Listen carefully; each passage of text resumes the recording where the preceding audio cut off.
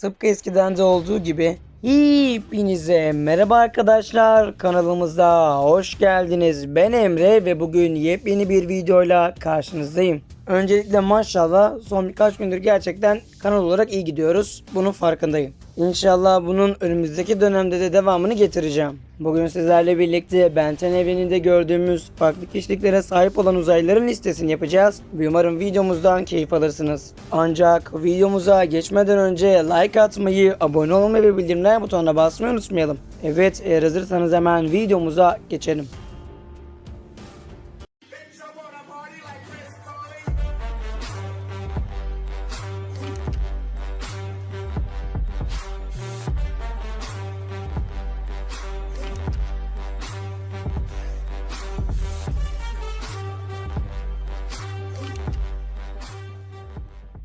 Yedi numara Gölge Hayalet. Evet, ben de çocuk oyuncağıyım. Ha, yapma. Pekala Omnitrix, tamam. Gölge Hayalet. Öyle olsun.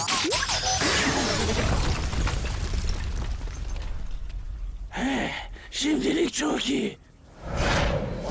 Şunu net bir biçimde söyleyebilirim. Gölge Hayalet normalde Ben 10'ın sorun yaratan bir uzaylı değildi. Yani en azından öyle olması gerekiyordu. Evet, ilk seride yani klasik seride Ben 10'ın ciddi sorunlar yaşattı. Hatta bazen videoların altına yazmış olduğunuz yorumları okuyorum. Tıpkı benim gibi çocukken Gölge Hayalet ile ilgili birçok travma yaşayan insan var. Elbette bu konuda sizleri yargılamıyorum çünkü ben bile zaman zaman bu uzaylıdan ürküyorum. Bu uzaylının özellikle ilk zamanlarında yani klasik seride Ben 10'ına karşı zorluk çıkardığını ve farklı bir kişiliğe sahip olduğunu söyleyebiliriz. Bunun en temel sebebi uzaylının DNA'sı yani genetiklerini Zılsticale'dan almasıydı. Uzaylı sahip olduğu tüm DNA'ları Ben 10'ın düşmanı olan Zılsticale'dan aldığı için elbette Ben 10'ın klasik seride çok ciddi sorunlar yaşatıyordu. Hatta tıpkı Zılsticale gibi davranıyordu ve zaten kontrolü de o alıyordu. Görünüşe bakılırsa bu durum Ben 10'ına da çok büyük bir travma yaşatmış. Çünkü eğer dikkat ederseniz ileriki serilerde Ben 10'ın gölge hayalete dönüşmekten oldukça çekiniyordu. Elbette travma yaşaması normal çünkü kendisi klasik seride bu uzaylıya ne zaman dönüşse kontrolü her zaman Zılsticale alıyordu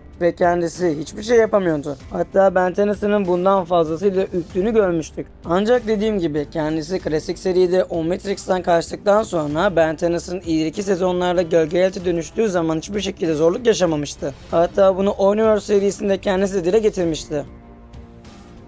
6 numara Buzşak. Tamam Omnitrix, bu defa çok ciddiyim. Geri besleme. Mutlu oldum.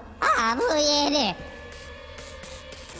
Aslında son birkaç videomda Buzşak ve onun türünden olan tüm uzaylılar hakkında böyle kısa şeylerden bahsetmiştim. Özellikleri ve güçlerinin yanı sıra bu uzaylının sadece yalnızken bile ne kadar sinir bozucu ve gıcık olduğundan birazcık bahsetmiştim. Bu uzaylıların sadece yer aldığı bir bölüme bakarsanız ne kadar sinir bozucu ve gıcık olduklarını çok iyi anlarsınız. Laf dinlememeleri, sürekli hareket etmeleri veya etrafındaki birçok şeye zarar vermelerinin yanı sıra bu uzaylıların gıcık olmasındaki en temel sebep etraflarında ne olursa olsun savaşsalar veya sadece eğlenseler bile gıcık bir şekilde kahkaha atmaları ve bu gerçekten insanın sinirini bozuyor. Evet, Buzşak da tıpkı bu tür gibi davranıyor ve onun için bu uzaylı da bana kalırsa çok farklı bir kişiliğe sahip. Çünkü Ben 10'ın bu uzaylıya dönüşünce tıpkı bu uzaylılar gibi davranıyor ve gerçekten çok sinir bozucu olduğunu söyleyebilirim. 5 numara Örümcek Maymun. Arkadaşımla tanışmaya hazır ol. Ben ona Insorozor diyorum.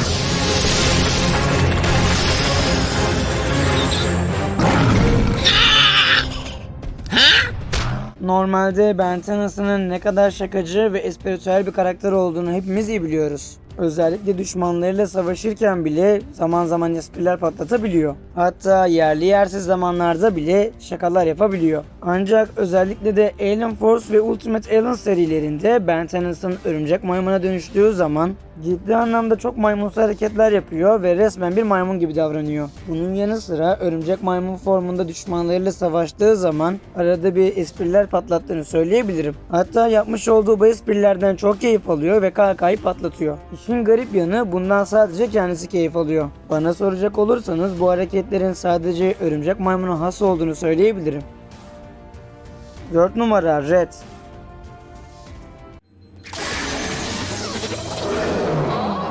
İnanılmaz bir şey bu. Harika. Kocaman. Sana bir şey söyleyeyim mi Omnitrix? Senin espri anlayışın Rat'ın hiç hoşuna... Açıkçası Red, ben ve benim gibi birçok Ben 10 izleyicisi için zaman zaman sinir bozucu bir uzaylı olsa da aslında benim favorilerim arasındadır. Bu uzaylıyı gerçekten çok seviyorum ancak zaman zaman çok sinir bozucu olduğunu söyleyebilirim. Red ve Red'in türünden olan tüm apopleksiyan uzaylıları kendilerine has bir kişiliğe sahipler. Red'i seri boyunca izlemiş olduğumuz her bir bölümde kendisinin sinirli, asabi ve gerçekten akılsız olduğunu görmüştük. Hatta bir noktaya kadar o kadar aptallaşıyor ki kendisi kavga edecek birini bulamadığı zaman cansız nesnelerle bile tartışabiliyor. Yersiz konuşma kabiliyeti yüzünden kendisi içinden çıkılması zor durumlarda bile takımı ve kendisini çoğu kez riske atmıştı. Ayrıca eğer bir Red'i Red yapan şey ne diye soracak olursanız elbette her konuşmaya başlamadan önce şu cümleyi söylemesidir. Sana bir şey söyleyeyim mi? Evet, bu cümleyi söylemeden hiçbir sözüne başlamıyor ve gerçekten sıra dışı bir karakter olduğunu söyleyebilirim. Aslında Red hakkında daha detaylı konuşurdum ancak bu uzaylı hakkında daha fazla konuşacak olursam video fazla uzar. Az önce de söylediğim gibi Red bence benzersiz bir uzaylı ve gerçekten eşi benzeri olmadığını söyleyebilirim. 3 numara Fırtına Beyin. En güçlü silahlarımdan birini bile denemeyeceğim. En sıradan yaratığım bile üçünüzün toplamını alt eder çünkü. Ben Tennyson normalde akıllı bir insandır. Zeki demiyorum ama akıllı olduğunu söyleyebilirim. Çünkü eğer seriyi dikkatli bir şekilde izlediyseniz Ben Tennyson insan formundayken bile zaman zaman zor durumlardan kendisini bir şekilde sıyırabildi. Hatta takım arkadaşlarını ve birçok kişinin hayatını kurtarmayı da başarmıştı. Kendisi seri içinde fırtına beyine dönüştüğü zaman gerçekten fazlasıyla zeki oluyor, hatta ukala olduğunu bile söyleyebilirim. Hatta kendisi bu evrenin en zeki karakteri olan Azmut'la bile yarışabileceğini dile getirmişti. Elbette her zaman söylüyorum. Azmut'la zeka anlamında kimse boy ölçüşemez. Ancak kendisinin gerçekten zeki bir uzaylı olduğunu söyleyebilirim. Ben Tennyson bu uzaylıya ne zaman dönüşse hal ve hareketleri değişiyor, konuşma tarzı değişiyor. Hatta kendisi gerçekten bir noktaya kadar sıradan düşünebilen insanları, hatta bütün canlıları aşağılayabiliyor. En azından ben bu uzaylıyı ne zaman hissetsem böyle hissediyorum. Yani sıradan düşünen karakterleri gerçekten bir noktaya kadar aşağıladığını söyleyebilirim. Hatta Doktor Psychopath da tıpkı böyle bir karakterdi. 2 numara Jururik. Lütfen bana insana zoru ver. Lütfen bana insana zoru ver. Yürüyün be. Şaka mı bu ya? En azından sen küçük bir hedefsin. Jururik zeki olmanın yanı sıra bana kalırsa oldukça çalışkan bir uzaylıdır. Kendisini durdurmak neredeyse imkansızdır ve Ben Tennyson bu uzayla dönüştüğü zaman herhangi bir eşyadan bile bir icat yapabilir. Elbette seride çok kez görmesek bile Ben Tennyson'a çok büyük hizmetleri olmuştu. Daha önce de bir videomda dile getirmiştim. Ben Tennyson bu uzaylıyı cidden kontrol edemiyor. Elbette Jururik olması gerekeni yapıyor ancak gerçekten farklı bir tarza ve kişiliğe sahip olduğunu söylemekte yanlış olmaz. 1 numara Elden X. Pekala dinle Omnitrix. Tek hücre olmak istemiyorum. Pul kanadı da istemiyorum. Şu şeyi durdurabilecek bir şey ver de hepimiz hayatlarımızı kurtaralım artık.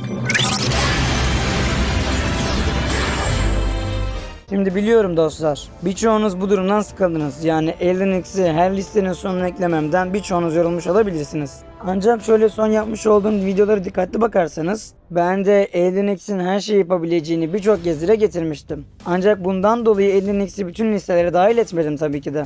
Seride videolarımızda bahsi geçen özellikleri Elden X'in de gösterdiğini bildiğim için Elden X'i de koymak durumunda kalıyorum. Yani kafama göre Elden X'i listenin sonuna dahil etmiyorum. Veya bu uzaylı bana ayrı bir şekilde sempatik geldiği için de videolarıma dahil etmiyorum. Uzaylı seri içinde bahsi geçen bu yetenekleri bize gösterebildiği için elbette onu da listelerime koymazsam olmaz. Elbette bu videomuzun sonunda da Alien X var. Çünkü koymazsam zaten bir saçmalık olurdu. Bu uzaylının farklı kişilik değil, kişiliklere sahip olduğunu zaten hepimiz biliyoruz. Alien X ve onun türünden olan tüm Celestial Sapienler farklı kişiliklere sahiplerdir. Yani daha doğrusu iki farklı sese sahiptir. Bu seslerin biri sevginin sesi olan Selina ve öfkenin sesi olan Bilikus'tur. Ancak Alien X'i bu türden ayıran en temel fark aklın sesine de sahip olmasıdır. Aklın sesi de bizim bildiğimiz Ben Tennyson'dır. Bahsi geçen bu sesler ortak bir karara varmazsa eğer Alien X hiçbir şey yapamaz. Bu sadece Alien X için de geçerli değil. Eğer diğer Celestial Sapienler de kişiliklerini ortak bir paydada buluşturamazlarsa hiçbiri hiçbir şey yapamaz. Ve bundan dolayı da Alien X ve bütün Celestial Sapienlerin farklı kişiliklere sahip olduğunu da söylemek isterim. Evet arkadaşlar, bugün sizlerle birlikte Ben 10 evreninde görmüş olduğumuz farklı kişiliklere sahip olan uzaylıların listesini yaptık ve umarım videomuzdan keyif alırsınız. Bu tarz videoların devamı için videomuza like atmayı, kanalımıza abone olmayı ve bildirimler butonuna basmayı unutmayalım. Bir başka videoda görüşmek üzere, kendinize çok iyi bakın, hoşça kalın. Fearless.